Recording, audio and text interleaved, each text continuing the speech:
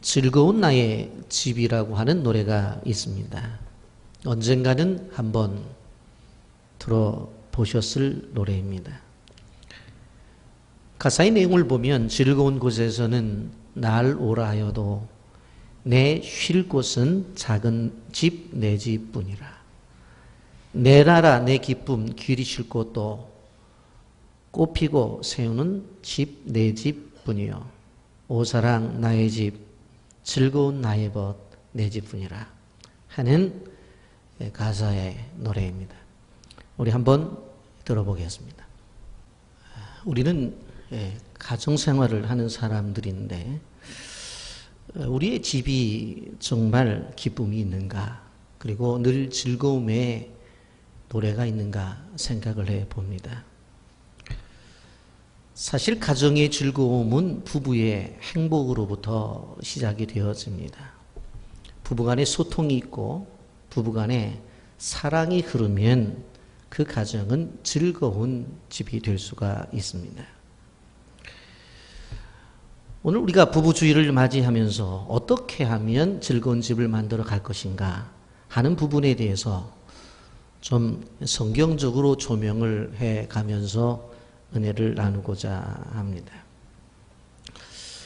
사람들이 누구나 한평생 행복해야 되겠다 하는 생각을 가지고 생활을 합니다마는 지나온 인생을 생각해 볼 때에 내 인생은 처음부터 끝까지 행복했다라고 이야기하는 사람들이 우리는 흔치 않다는 생각을 가지게 됩니다. 여러분, 행복한 삶을 위해서 보통 세 가지의 조건을 이야기하는데, 첫째는 바로 좋은 부모를 만나는 것입니다. 그리고 두 번째로는 좋은 배필을 만나는 것입니다. 그리고 세 번째로는 좋은 교회를 만나서 하나님을 만나고 주 앞에 헌신을 통해서 하나님이 주신 복을 누리는 것입니다. 그런데 아무리 좋은 가문에서 태어났다 할지라도, 그리고 좋은 교회를 만나서 하나님의 말씀을 잘 배운다 할지라도, 바로 부부가 관계가 좋지 아니하면 바로 행복할 수 없다라고 하는 것입니다. 제가 설교 준비를 하면서 어제 인터넷 뉴스에 기혼 여성 가치관이라고 하는 기사가 실린 것을 보았습니다. 어제 제가 본 거니까 얼마나 따끈따끈하고 김이 모락모락 나는 자료겠어요. 거기에 보니까 이렇게 이야기합니다. 제목이 뭐냐? 결혼 필수가 이제는 선택으로, 이혼 불가능이 가능으로 대이동을 하고 있다라고 하는 것입니다. 이것은 보건사회연구원 출산력 조사 분석 결과를 인용한 기사였습니다. 그 내용 속에 보면 내용을 그대로 읽어드릴게요. 결혼과 이혼을 바라보는 우리나라 기혼 여성의 태도가 2000년 이후 급격히 변해온 것으로 나타났다. 결혼은 반드시 해야 하는 필수가 아닌 선택으로, 이혼은 절대로 해서는 안 되는 것에서 이유가 있으면 해야 되는 것으로 대이동을 하고 있다. 20일 보건사회연구원의 출산력 조사를 활용한 한국의 출산력 변천 과정 연구 보고서, 그 연구원이 4명이 나오는데 오영희, 김경래, 신창우, 배혜원이라고 하는 사람인데, 따르면 15세에서부터 49세 기혼 여성 중 결혼을 반드시 해야 한다는 필수적 인식 비중은 2000년에 19.2%에서 2015년 11.5%로 뚝 떨어졌다. 이런 내용이었어요. 시대가 엄청난 변화를 받고 있다라고 하는 것입니다. 이 시대의 위기를 많은 사람들이 이야기하죠. 정권이 바뀌었는데 뭐 정치적인 위기, 경제적인 위기, 또 이 사회 속에서 젊은이들을 바라볼 때의 문화적 위기, 뭐 여러 가지의 위기들을 이야기합니다. 그러나 가장 큰 위기는 가정의 위기입니다. 좀 존 러스킨이라고 하는 사람은 이런 말을 했어요. 세계 역사는 전쟁의 역사가 아니라 바로 가정의 역사다. 그렇게 말을 했습니다. 여러분, 오늘 본문은 베드로 사도가 우리에게 준 메시지입니다. 그런데 이 베드로 사도가 이 메시지를 전한 대상이 누구냐? 1장 1절에 보면 이렇게 말을 합니다. 예수 그리스도의 사도 베드로는 본도, 갈라디아, 갑보두기아, 아시아와 비두니아에 흩어진 나그네 그랬어요. 여기 보면 본도, 갈라디아, 갑바도기아, 아시아와 비두니아에 흩어진 나그네. 왜 이렇게 흩어졌어요? 바로 복음의 핍박을 받아서 흩어진 거예요. 예수를 잘 믿는다는 이유 때문에 도망갈 수밖에 없었어요. 하나님을 믿는 사람들을 흩어놓았기 때문에 곳곳으로 갈 수밖에 없었단 말이에요. 그렇다고 한다면 이러한 배경이 있는 사람들에 대해서 말씀을 쓴 것이 베드로 전서인데 쭉 말씀의 내용을 보면 무슨 생각을 해야 돼요? 야, 이럴 때 기도 많이 해라. 이럴 때에 너희들이 말씀 많이 읽어라. 막 그래야 될 것 같은데 그러진 않았어요. 그리고 본문의 구조를 보세요. 2장 18절부터 보면 고난에 대한 이야기를 해요. 그리고 이 3장 7절 마지막 끝나고 나서 8절부터 보게 되어지면 또 고난에 대한 이야기를 해요. 고난에 대한 이야기를 하고 고난에 대한 이야기를 하는 중간에 무슨 이야기를 하고 있어요? 부부의 이야기를 하고 있어요. 여러분, 여기에 베드로가 성령의 조명을 받아서 우리에게 가르쳐 주는 중요한 뜻이 있어요. 이것이 무엇인 줄 아십니까? 이렇게 초대교인들이 정말로 핍박을 받아서 사방으로 흩어지잖아요. 본도, 갈라디아, 갑바도기아, 소아시아에 있는 여러 지역으로 흩어지는데 그것을 이겨낼 수 있는 것이 뭐냐? 부부 관계가 좋으면 어떠한 역경도 이겨낼 수 있다. 이 얘기예요. 부부 관계만 좋으면 어떠한 고난이 와도 이겨내. 그거는 핍박이 와도 고난이 와도 역경이 와도. 그래서 여러분 18절부터 쭉 보게 되어지면 세 가지의 고난이 나와요. 애매히 당하는 고난은 부당하게 고난을 받는 고난, 죄가 있어 매를 받는 고난, 선을 행함으로 받는 고난, 이러한 고난을 받는다고 그랬어요. 이러한 고난이 우리에게 찾아올 때 이걸 어떻게 이겨내느냐? 부부관계만 좋으면 다 이겨내는 거예요. 부부관계만. 그래서 베드로 사도가 성경의 흐름 속에서 바로 이 부부관계를 이야기하고 있습니다. 그런데 여기 재미있는 것은요, 여자한테는 6절을 이야기하고 남자한테는 1절을 이야기했어요. 그래서 어떤 분들은 그런 얘기를 해요. 아내를 향한 이 1절부터 6절 말씀 보고, 이 목사님 그거 몰라서 그래요. 하나님도 다 아셔요. 여자들한테 할 말이 많은 거예요. 그래서 이렇게 6절이나 말하는 거고 남자들은 할 말 없어서 1절로 이야기하는 거예요. 아닙니다. 꿈 깨세요. 그런 얘기는 아니고 이 본문을 가만히 분석해 보면 이 속에서 깊은 의미가 있어요. 여러분, 이 말은 무슨 얘기인가 하면 가정에서 여자의 역할이 어떻게 보면 남자의 역할보다 더 중요하다고 하는 것을 성경이 이야기를 하고 있는 거예요. 이런 분들이 계세요. 목사님, 나 도대체 우리 남편 이해가 안 돼요. 지금 제가 30년을 살았잖아요. 그런데 그 남자는 이해가 안 된다고 그렇게 이야기를 해요. 도대체 변하지 않는다는 거예요. 바뀌질 않는다는 거예요. 예? 근데 가만히 생각해 보세요. 이것이 남편만의 문제냐라고 하는 거예요. 우리 성경은 그것을 이야기하는 거예요. 그래서 아내들이 스스로 자기를 돌아봐요. 자기를 돌아봐야 돼. 왜 하나님께서 왜 아내들을 향해서 6절을 말씀하셨는지 알아요? 기도 누가 더 많이 해? 남자보다. 여자가 더 많이 하잖아요. 성경 누가 더 많이 봐요? 여자가 더 많이 보잖아요. 그렇잖아요. 신앙은 누가 더 좋아요? 남자보다 여자가 더 좋잖아요. 그렇다고 한다면 기도 많이 하고 말씀 많이 보고 믿음이 좋다고 하는 여자가 먼저 변해라. 그 변함을 보고 남편들이 변하게 하라. 이것이 성경이 말하는 구조예요. 구조예요. 여기서 그렇게 말을 하잖아요. 3장 1절에 그 아내의 행실로 말미암아. 2절에는 너희의 두려워하며 정결한 행실을 봄이라. 그걸 말씀하고 있는 것을 볼 수가 있습니다. 그래서 남편과 이 아내의 관계 속에서 아내의 표정과 아내의 말과 아내의 생각이 바뀌지 아니하면 남편은 바뀌기가 쉽지 않아요. 그것이 성경이 말하는 구조예요.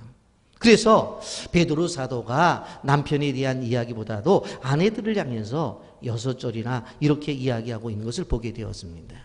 여러분, 결혼의 제도를 이야기할 때 사도 바울이 이야기한 것과 베드로가 이야기한 것이 달라요.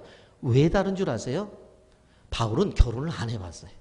근데 베드로는 결혼해서 결혼 생활을 해봤단 말이에요. 그렇기 때문에 무지하게 실제적이에요. 실제적이에요. 여러분, 그리고 구체적이에요. 여러분, 여인의 아름다움은 두 가지가 있습니다. 그것이 뭐냐면 외면의 아름다움과 또 하나는 내면의 아름다움입니다. 그런데 오늘 성경을 보면 외면의 아름다움도 개발을 하지만 내면의 아름다움을 중요하게 말씀하고 있는 것을 보게 되어져요. 죄송합니다만은 우리 권사님들 아가씨 때는 다 이뻤었어요. 개성도 있었어요. 다 아름다웠는데 제가 보니까 70, 80 넘어 보니까 죄송해요. 그 얼굴이 그 얼굴이에요. 나이가 들면 이게 무슨 뭐 개성이 그런 것이 아니라 그냥 그 얼굴이 그 얼굴. 그렇다고 한다면은 우리가 진정 성경을 통해서 알아야 될 것은 뭐냐면 내면의 아름다움을 추구하는 사람들이 되어져야 돼요. 대한민국에 여러 가지 별명이 있는데 세계적으로 보면 우리나라를 성형공화국이라고 불러요. 저도 뭐 한 번도 가본 적이 없는데 그 뭐 자료들 인터넷을 가보면 그렇더라고요. 성형외과에 간대요. 그러면 유명한 배우 사진들이 쫙 걸려있대요. 그래서 어느 형태로 만들어 드릴까 그런데요. 그러면 쫙 보고서 3번 누구 형태로 만들어 주십시오. 그러면은 사진을 찍는데 찍어가지고는 그런데 선생님이 얼굴은요 광대뼈가 나와가지고 이걸 깎아도 이 얼굴이 안 됩니다. 이거는 포기하시고 다른 사람을 고르시죠. 그러면 또 고른대요. 그래가지고 만든다는 거예요. 그러니까 이게 하나님은 우리를 만들 때 손으로 직접 만드셨다고 그랬잖아요. 핸드메이드에 핸드메이드. 그 비싼 핸드메이드. 쌍둥이도 다르단 말이에요. 그런데 우리가 가갖고 돈 내고서 똑같이 만들려고 애를 써요. 이게 성경적이 아니에요. 여러분, 눈이 작아도 세상 다 보고 살거든요. 특별히 그게 막 고치려고 생각할 필요가 없어요, 여러분. 그리고 성경은 뭐라고 말해요? 내면을 다듬어라.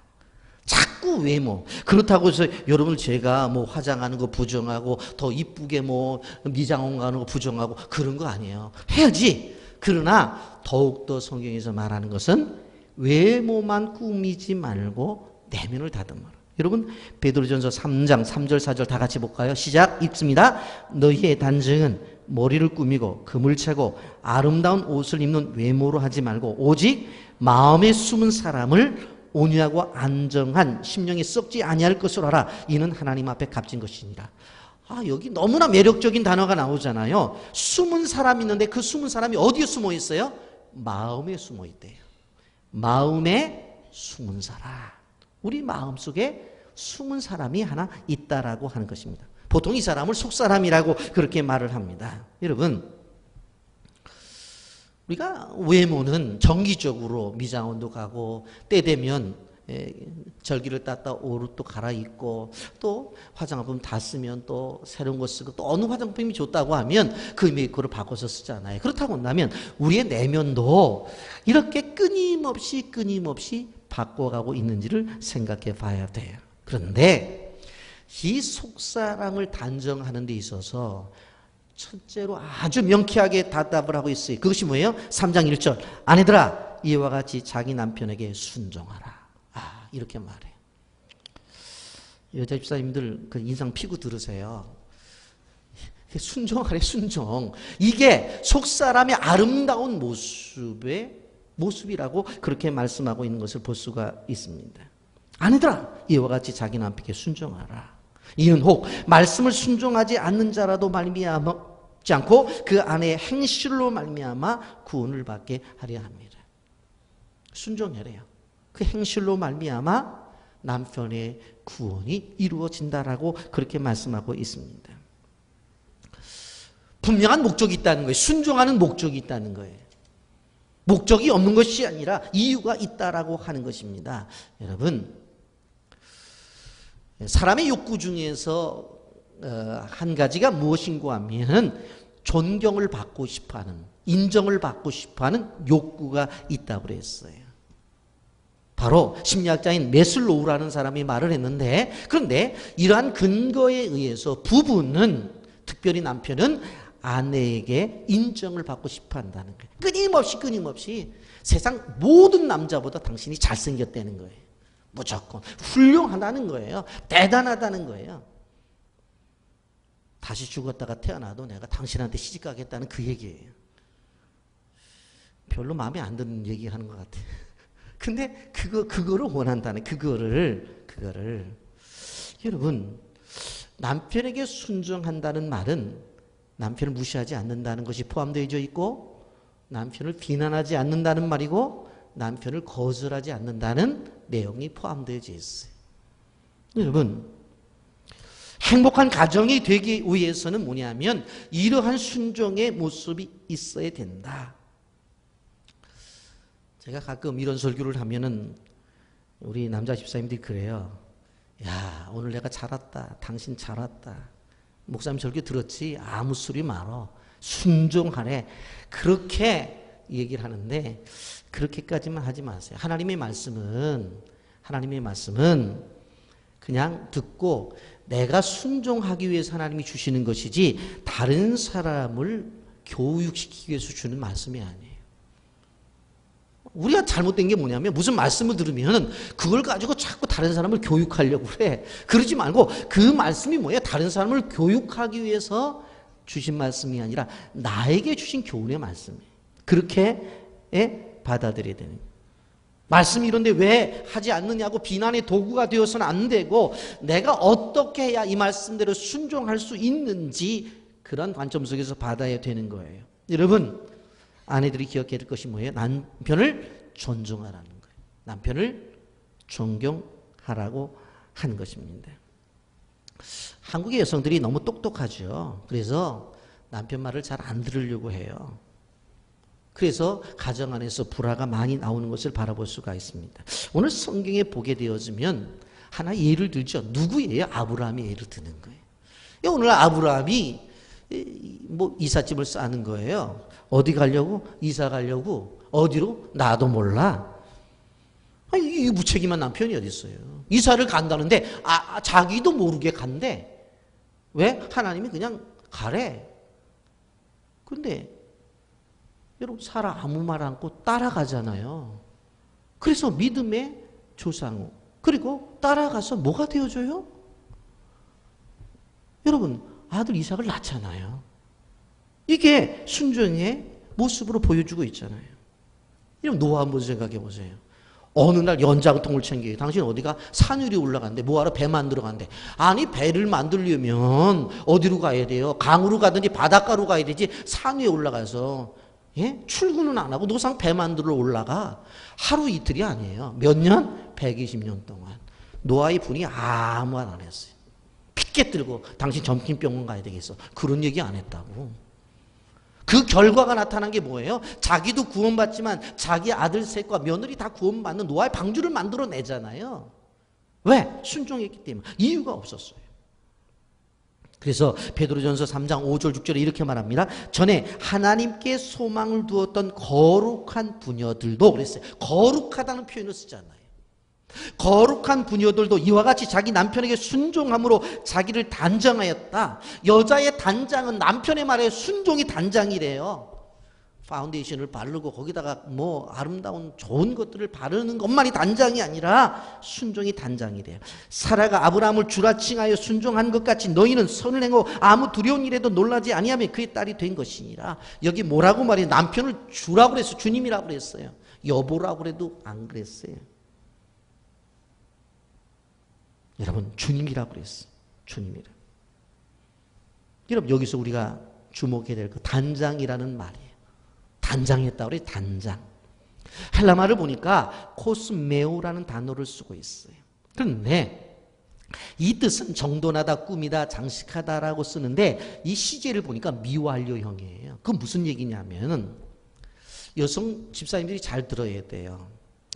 여자들이 밖에 나가게 될 때 남편하고 부딪히는 것 가운데 하나가 뭐냐면 남편들 다 준비하고 끝내서 나가려고 그러면 여보 아무래도 이 옷이 좀 뭐 맞지 않잖아. 그러고 또 바꿔 입는데 또 바꿔 입고 또 나가려고 하면 목걸이가 하면서 막 그냥 그러는 거예요. 그러니까 여자는 단장과 꾸밈에 있어서 마침이 없어요. 그리고 나가서 또 뭐라고 말이야. 아유, 내가 그 목걸이 하고 나왔어야 되는데. 아유, 오늘 내가 그 옷을 입고 나왔어. 끊임없이 여자는 완벽하게 마침이 되는 꾸밈이 없는 거예요. 제가 틀렸나요? 왜 그렇게 저만 쳐다봐요? 마침의 꾸밈이 없어요. 그런데 여자가 남편을 향해서 단장하는 것 자체가 뭐라고 말을 했어요? 바로 미완료라고 했어요. 끝까지 끊임없이 완전한 끝임이 없어요. 존경으로 단정해야 돼요. 존중으로 단장을 해야 돼요. 순종으로 단장을 해야 돼요. 그런데 이것이 내가 이번 달은 그래도 다음 달부터 바라내가 하나. 그게 아니라는 거예요. 끊임없이 묵묵하게 순종하는. 왜? 남편의 믿음을 위해서. 남편의 믿음을 위해서. 가끔 그래요. 목사님 저 괴롭습니다. 왜? 목사님 보실 때는 우리 신랑 와서 뭐 주일날 예배 드리고 나가면서 웃으며 인사하죠. 오늘 아침에 일어난 일을 얘기해 볼까요?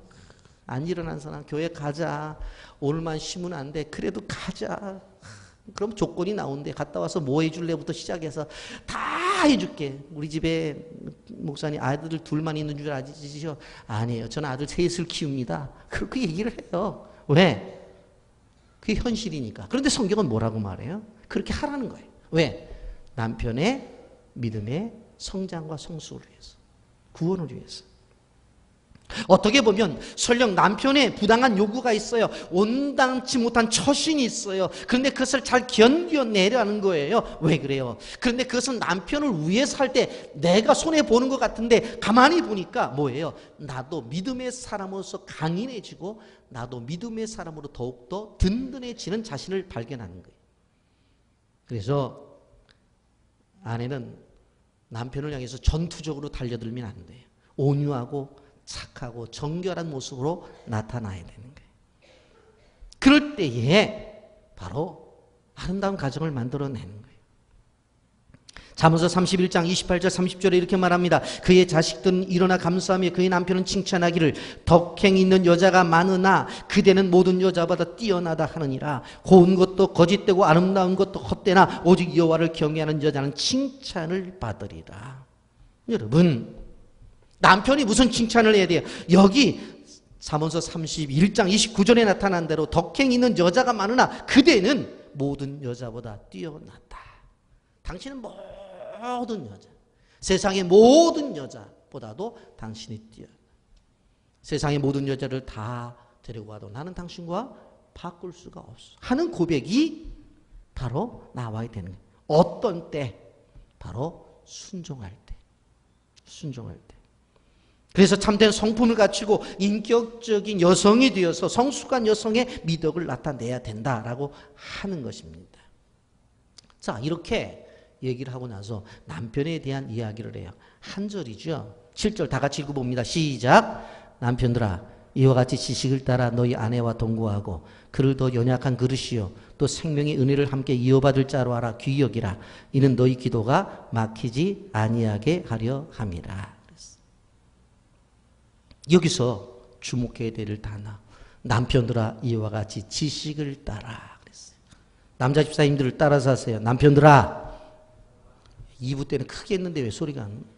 남편들아 이와 같이 지식을 따라. 지식을 따라. 이 말이 헬라 말로 그노시스라는 단어를 쓰고 있어요. 그런데 이 지식은 선천적으로 그냥 아는 지식이 아니라 후천적으로 배워서 연구해서 깨달아 아는 지식, 그걸 말해요. 소크라테스가 뭐라고 말했어요? 네 자신을 알라 그랬거든요. 근데 오늘의 성경에서 남편들을 향해서 뭐라고 말해요? 내 아내를 알라. 그렇게 말하는 거예요. 근데 이 아내가 그냥 알아지는 게 아니라는 거예요. 여러분, 대부분의 남편이 실수 중에 뭐냐면은 자기 아내를 안다고 생각을 해요. 목사님, 내가 결혼해서 지금 30년을 살았습니다. 40년을 살았습니다. 누구보다도 내 남편을 내가 압니다. 그렇게 말해요. 근데 지금까지는 자기 아내를 알 수 있어요. 자기 남편을 알 수 있어요. 그런데 오늘 성경을 보면 끊임없이 연구해야 된다. 그렇게 말씀하고 있는 것을 보게 됩니다. 베드로는 저런 경험을 했기 때문에 실제적이에요. 여러분, 그래서 이론이 아니라 경험에서 나온 것이에요. 남편들이 아내와 결혼 생활을 오래 했다고 해서 이 여자가 어떤 여자라고 다 안다고 말을 하라는 게 아니에요. 남편에게 있어서 아내는 뭐예요? 연구의 대상이라고 하는 거예요. 공부해야 된다는 거예요.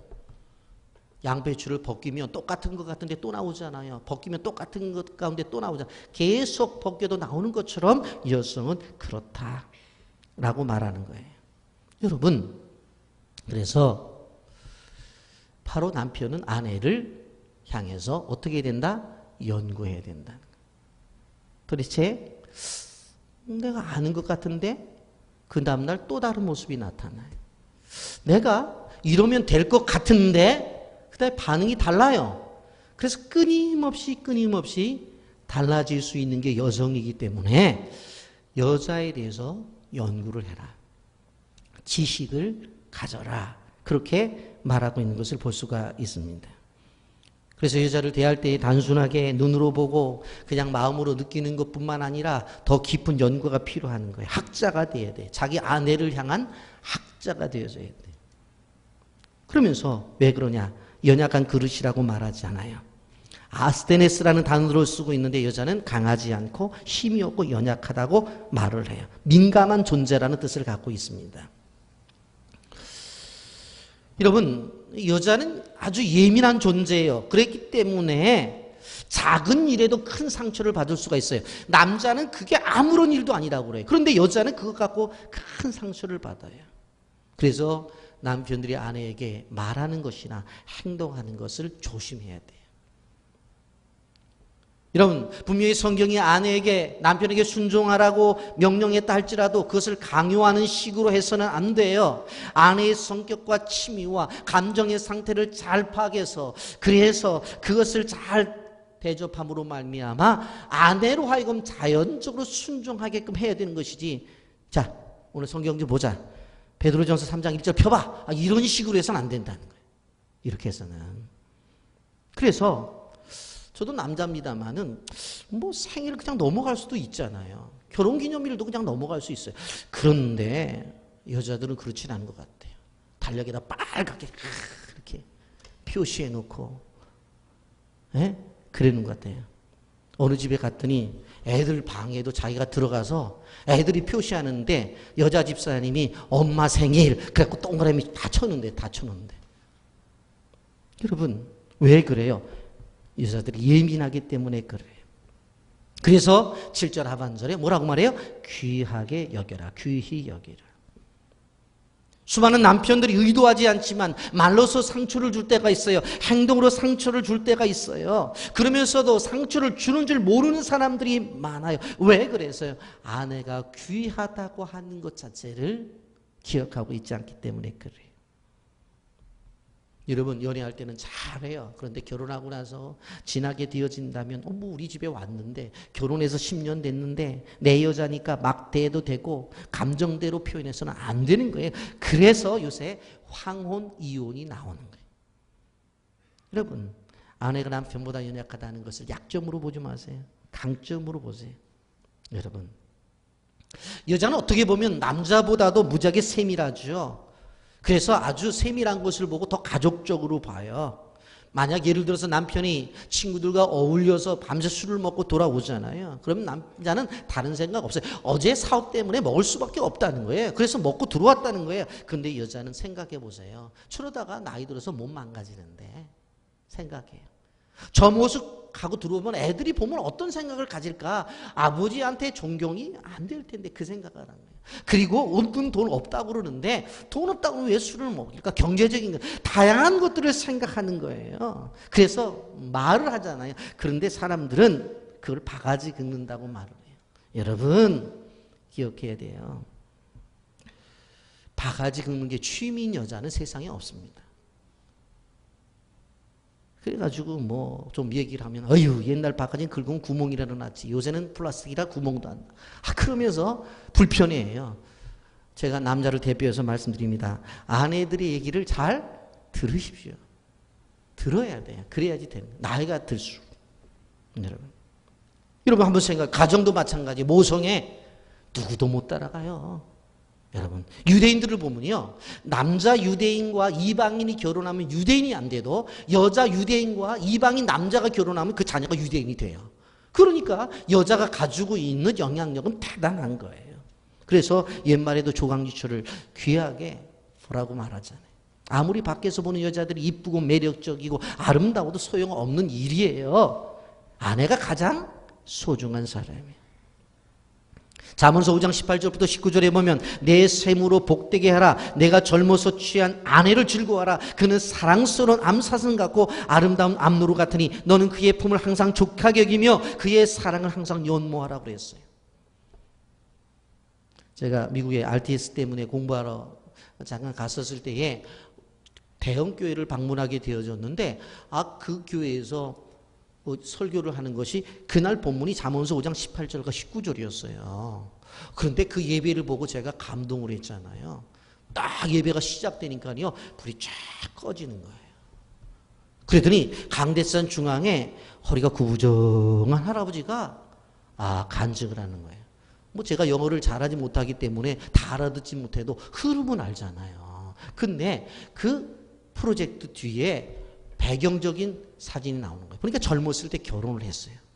바뀌어지는 사진을 보니까 이 사람이 전쟁에 나갔는데 때마침 한국 목사님들이 간 것으로 알진 않았을 때인데 한국전에 이 할아버지가 참석을 한 거예요. 보니까 한국 태국기가 나오고 비행기 앞에서 포옹해서 비행기 타는 거, 그리고 전쟁통에서 그 전쟁에도 사진들도 뜨고요. 그리고 편지를 보낸 것들이 편지가 다 뜨는 거예요.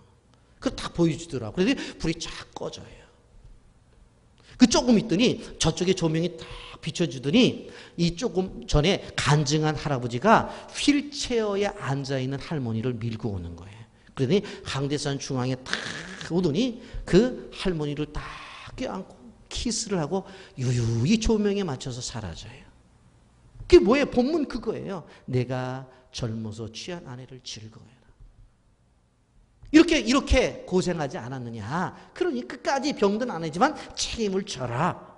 그러면서 목사님이 1시간 이상 이 본문을 갖고 설교를 하더라고요. 여러분 우리는 기억해야 돼요.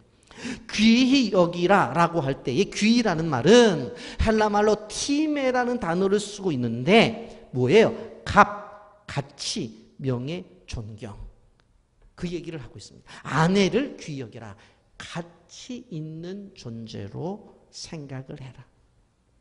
여러분, 그런데 여기에서 제가 설교를 준비하면서 여기라라고 하는 말을 중요하게 봤어요. 보니까 아포네모라는 단어를 썼는데 아포라는 말과 네모라는 합성어인데 성경 전체에서 이 아포네모라는 헬라어는 딱 한 번 써요. 한 번 써요. 무지하게 중요해요. 한 번만 써요. 무슨 얘기인가 하면 아내를 사랑하는 데 있어서 가치를 인정해라. 그런데 여기라라고 하는 것이 아포네모라고 하는데 시제를 보니까 여기 보니까 여러분 그냥 좀 복잡하지만 한번 들어보세요. 동사, 명령분사, 현재 능동태 주격 2인칭 복수를 쓰고 있어요. 이게 무슨 말인가 하면 바로 귀하게 여기는 것은 가만히 앉아있는 것이 아니라 그 가치를 인정하고 귀하게 여기는 것 자체가 움직여야 된다는 거예요. 행동이 보여져야 된다는 거예요. 가만히 앉아서 우리 마누라 최고 그렇게 얘기하는 것이 아니라 저녁에 들어올 때 좋아하는 사과를 사오든지 요새 뭐 꿀차면을 사오든지 행동이 나타나야 된다는 거예요. 그 아내를 향한 움직임이 있어야 된다는 거예요. 귀히 여기는 것이 입으로만 때우는 게 아니라. 그래서 여기 보면 동사, 그리고 명령 분사를 써. 명령을 하는 거예요. 나를 귀하게 여겨. 아무 소리 마라. 가치 있게 여겨. 명령형을 쓰고 있어요. 그리고 과거에 했으니까 오늘은 쉬겠다. 앞으로 하겠다. 쓸데없는 소리. 현재 능동태로 수동태로 시키니까 하는 것이 아니라 내가 달려들어서 아내를 가치 있다고 얘기하고 귀하게 여기고 능동하라. 능동태를 쓰고 있어요. 저는 이 말 한마디에 이야, 하나님의 말씀이 정말 대단하다. 아주 쉬운 표현을 쓴다면 뭘까요? 현재 진행형이라는 얘기예요. 남편이 아내를 사랑하는 이것은 옛날엔 그랬어. 젊었을 땐 내가 그렇지. 요즘 뭐 나이 들어서 나이 들어갖고 야, 그 남사스러워서 그런 얘기가 아니라 끊임없이 지금 진행을 하는 거예요. 지금 진행을 해요. 우리 남자 집사님들 왜 눈 감으세요? 눈 뜨고 들으세요. 눈 뜨고 현재 진행, 현재. 그래서 동사 움직이고 명령무사 명령하고 현재 능동태로 자진해서 하고 주격이 지금 복수로 끊임없이 하라는 거예요. 자, 그러면 왜 이러한 것을 말씀을 하시는가? 여러분, 베드로 3장 7절 말씀 다 같이 함께 읽어봅니다. 시작. 남편들아, 이와 같이 지식을 따라 너희 아내와 동거하고 그를 더 연약한 그릇이요 또 생명의 인내를 함께 이어받을 자로 알아 귀히 여기라. 이는 너희 기도가 막히지 아니하게 하려 함이라. 여러분, 생명의 은혜를 함께 받아요. 주님 나라 갈 때까지 같이 갈 사람이기 때문에. 그리고 더 중요한 게 뭔지 알아세요?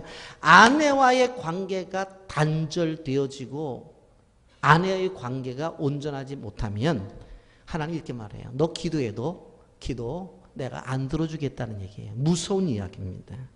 여기에 기도에 막히지 않게라는 말은 헬라 말로 엔콥토라는 단어를 쓰고 있는데 하나님 회방한다는 거. 우리가 막 기도를 해도 하나님이 야야 나 안 들어줄게. 안 들어준다는 거예요. 아무리 유창하게 기도를 해도 밤새워 기도해도 안 들어준다는 거예요. 이런 남자들이 내가 기도해도 왜 기도가 응답이 안 될까? 어떻게 해야 돼요? 아내와의 관계를 생각해 봐야 돼. 마태복음 5장 24절에 예물을 제단 앞에 두고 먼저 가서 형제와 화목하고 그 위에 와서 예물을 드리라고 그랬죠. 이웃과의 관계, 성도와 성도와의 관계 속에서 어떠한 문제가 있을 때는 예배 드리기 전에 가서 그 문제 해결하고 와라. 그래야지만 내가 예배를 봐주겠다고 그랬어요. 그런데 하물며 이웃과의 관계도 그런데 한 몸이라고 하는 부부의 관계가 문제가 생길 때에 하나님이 어떻게 그 기도를 들어주시겠느냐라고 하는 것입니다.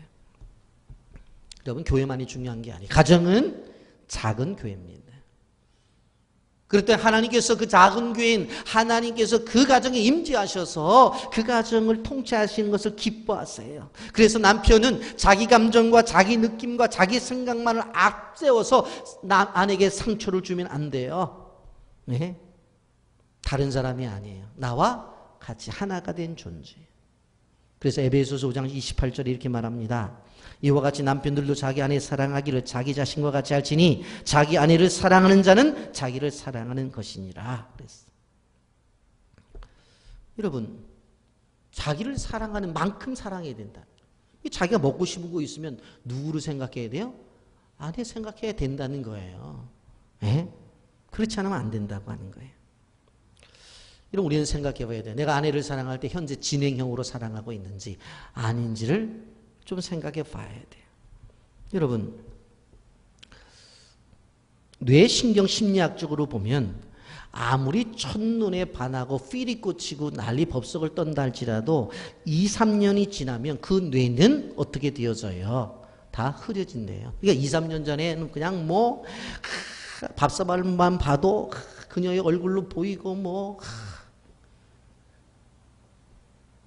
그랬는데 2년 지나면 밥사발을 보면 밥으로 보이지 여인으로 안 보인다는 거예요. 2년 지나면 다 우리가 가지고 있었던 것이 다 상실된다는 거예요. 그러면 어떻게 살아요? 그 다음부터는 격렬한 불타는 에로스적 사랑을 갖고 사는 것이 아니라 평온하고 정말로 아름다운 말 한마디 이러한 것들로 정을 누리며 살아가는 거예요. 어떻게 보면 친구로 살아간다는 거예요.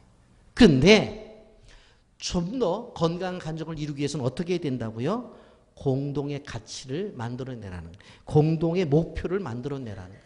남편과 아내가 공동의 목표가 있으면 그 목표를 위해서 살아가기 때문에 살아간다는 거예요. 여러분, 그래서 결혼 생활을 하게 되어질 때 둘이 조금 부딪혀도 누구 때문에 산다고 그래요? 애들 때문에 산다고 그러잖아요. 그러면서 뭐라고 말을 해요? 야, 내가 지금 니들 때문에 살지만 니들 결혼해서 다 나가면 그때부터 난 어떻게 될지 몰라. 그때 봐라, 엄마 어떻게 되는지. 그렇게 얘기를 해요. 왜? 공동의 목표가 있어요. 그게 뭐예요? 자식을 잘 키워서 결혼시키는 그게 목표예요. 목표를 이룬 다음에는 목표를 다 끝났으니까 어떻게 자기 마음대로 하겠다는 거예요. 그래서 끊임없이 아름다운 가정생활을 위해서는 부부가 앉아서 공동의 목표를 정하고 그 공동의 목표를 자꾸 추구하도록 만들어 가야 돼. 그러면 끝까지 같이 갈 수 있다고 하는 거예요.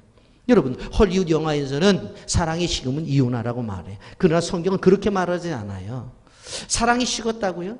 하나님의 뜻 가운데에서 분명한 목표가 있고 가치를 하나 두게 되어진다면 더 깊은 사랑의 단계로 나갈 수 있다고 말씀하고 있어요. 이것이 바로 남편을 향한 순종이고, 그리고 바로 남편이 아내를 향해서 귀하게 여길 때 이루어지는, 기독교인의 가정 속에서 이루어지는 것입니다. 여러분, 우리는 단순히 맛있는 걸 먹어서 행복하고 좋은 옷을 입는다고 해서 행복한 것이 아니라 우리는 하나님의 형상대로 만들어진 존재고 하나님의 생각 속에 만들어진 존재이기 때문에 그 하나님의 뜻을 따라가게 되어질 때에 우리 행복한 존재가 될 수 있다는 것을 우리는 알아야 돼. 그래서 우리는 하나님의 방식대로 살아가야 돼. 아멘입니까?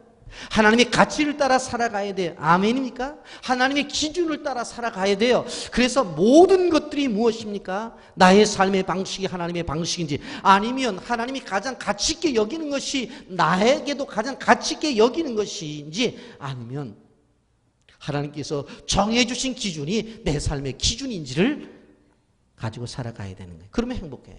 오늘 부부주일입니다. 부부가 하나 되는 거 21일. 오늘 21일 부부가 하나 되는 의미로서 우리나라의 부부의 날로 정했고, 또 교회는 부부의 주일로 지키고 있습니다. 여러분, 가정들을 보십시오. 어느 가정을 막론하고 나서 아담의 자손이기 때문에 죄악은 있어요. 죄악의 씨앗이 자리 잡고 있어요. 그러나 예수 그리스도를 통해서 우리는 구원의 은혜를 받은 존재들이에요. 그래서 부부간에 상대방의 인격을 존중하는 풍토가 내려져야 돼요. 아내는 남편을 순종하고, 아내는 남편에게 순종함과 동시에 남편은 아내를 가치 있고 귀하게 여기는, 정말로 귀하게 여기는. 그래서 다나가 정말로 부부가 생활을 하면서 좀 더 부족함이 있으면 그것을 비난하는 것이 아니라 내가 돕는 배필로 하나님께서 만나게 해주셨으니까 상대방의 부족함을 내가 채워야 되겠다고 하는 것들을 생각하면서 나가게 될 때에 건강한 가정을 만들 수 있다라고 하는 것을 기억해야 됩니다. 여러분, 생각해 보세요. 모세, 그때 당시에 아들을 낳으면 다 죽이라고 했었을 때에 아므람과 요게벳이 어떻게 되어져요? 모세를 키워내잖아요. 그래서 이스라엘 민족의 지도자가 됩니다. 여러분, 예수님을 탄생한 마리아와 요셉, 성녀로 잉태됐어요. 그런데 주변의 그 오해를 받으면서도 잘 견뎌내서 그 몸에서 예수 그리스도가 탄생이 되어지잖아요. 사도 바울이 힘들어할 때에 아굴라와 브리스굴라는 어떻게 했습니까? 천막을 지으면서 돈을 벌어갖고 선교 자금을 대주잖아요. 그래서 아시아의 선교의 기초를 이루는 귀한 사역을 감당하잖아요. 여러분, 부부가 그래서 중요한 것입니다. 여러분, 우리는 가정의 행복함에 있어서 핵심은 부부예요. 어떤 사람들은 자식이 잘 되면 행복하다고. 맞아요. 자식이 잘 되면 즐거움이 있죠. 그러나 더욱더 중요한 것은 부부의 문제다. 그것이 틀어지면 기도도 맡길 수가 있다. 오늘 부부주의를 맞이해서 여러분, 정말로 아내는 남편을 향해서 존경하며 순종하고, 정말 남편은 아내를 바라볼 때마다 그 어떤 세상의 것보다도 가치가 있는 존귀한 존재로 인정하는 그런 가정들을 통해서 하나님의 나라를 이루어가기를 주님의 이름으로 축복합니다. 오늘 부부를 위한 기도 나눠드렸는데 시간이 없어서 가정에 가서 꼭 읽으면서 기도하세요. 두란노에서 나온 부부학교의 그 기도문이 너무 좋아서 여러분 프린트해 드렸는데 꼭 기도문을 사용해서 여러분의 가정이 더욱더 건강하기를 예수님의 이름으로 축복합니다. 아멘. 거룩하신 하나님 아버지 은혜와 사랑을